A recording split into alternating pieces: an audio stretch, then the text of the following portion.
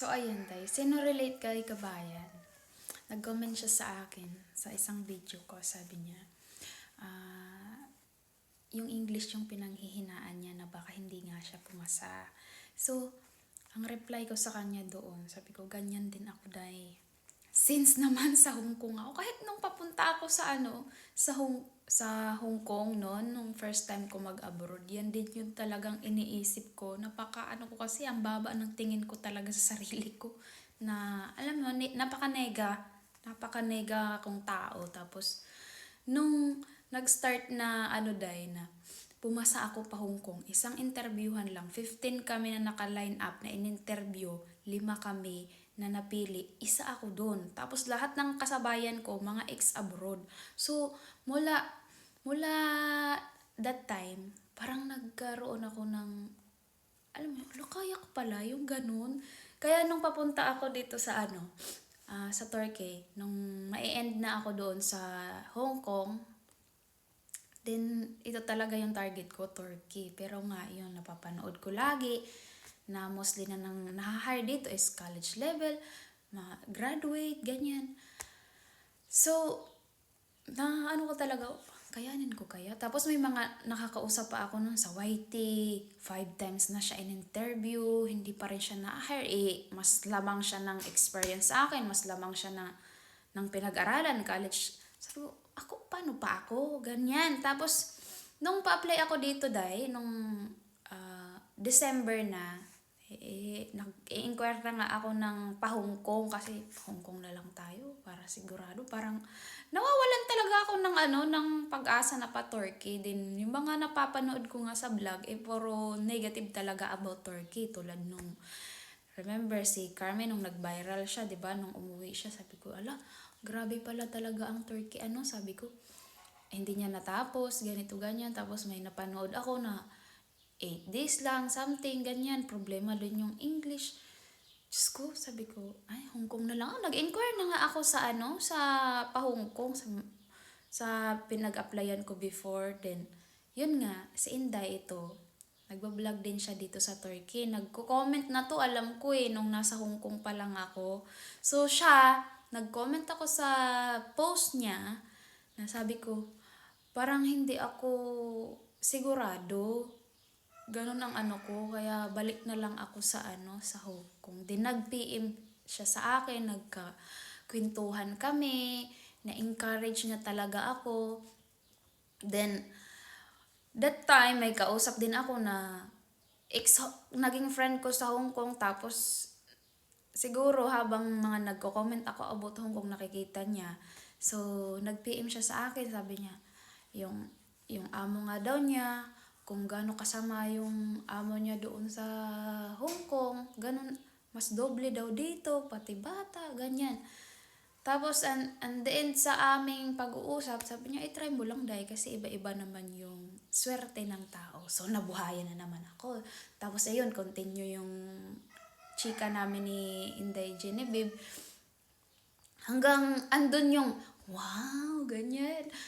Parang andun na, encourage ako ba. Tapos, ayun, December 3, kami nag-usap ni Inday. Tapos, pagka 4, habang gigil pa ako, gumawa na ako ng video. Ilang take yun. Diyos ko, hindi mabilang. Tapos, nagpasa na ako nagpasa na ako.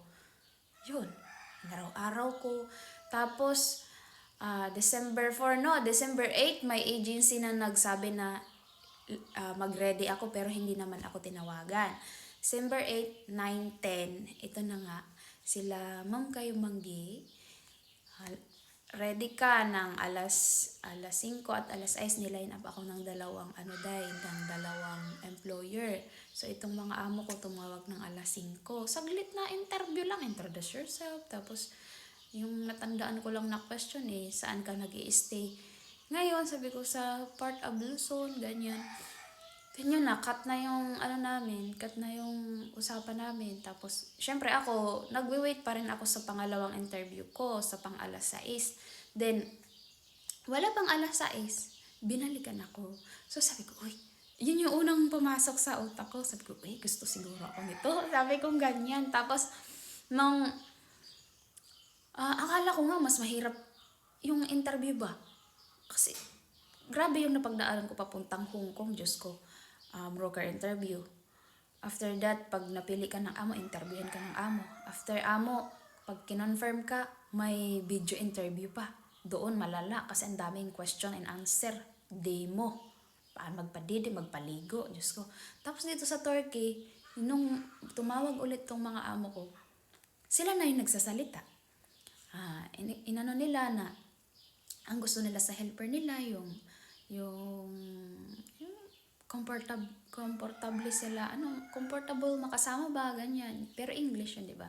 Tapos gusto nila mahalin yung anak nila with love. Sabi ka, of course, ganun lang yung mga yung mga English natin, yung mga one word lang.